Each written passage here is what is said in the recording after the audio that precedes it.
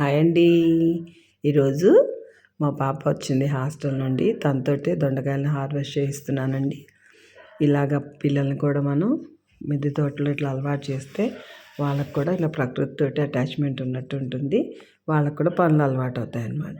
చక్కగా ఈ దొండకాయలు చూడడానికేమో 4 తీగల్లాగే కనిపిస్తుంది, కానీ చక్కగా 10 కాయలు అయితే వచ్చినాయండి. వీటిని చక్కగా టమాటో వేసి కర్రీ లాగైనా చేసుకోవచ్చు, లేదా ఒక 2-3 మనుషులకైతే సరిపోతుంది ఒక పూట కూర. ఆర్గానిక్గా మనం పండించుకున్న కూరగాయలు చాలా చక్కగా టేస్టీగా బాగుంటాయండి. మీరు కూడా ట్రై చేయండి.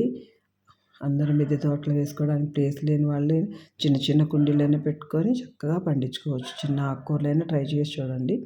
చాలా హెల్తీగా మన ఫుడ్ని మనమే ప్రిపేర్ చేసుకున్న ఆ తృప్తే వేరుగా ఉంటుందండి. ఓకేనా? ఖచ్చితంగా మీరు కూడా ట్రై చేయండి.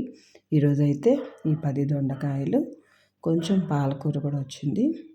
వీటితో పాటు ప్రతిరోజు కర్రీ చేయడం కోసమని కరివేపాకును కూడా పైనుంచి తెచ్చేసుకుంటాను. మిద్దె తోట నుంచి చూసారా, పాలకూర, ఒక 10 దొండకాయలు, ఒక బెండకాయ, ఒక కరివేపాకు రెమ్మ తాలింపు కోసం.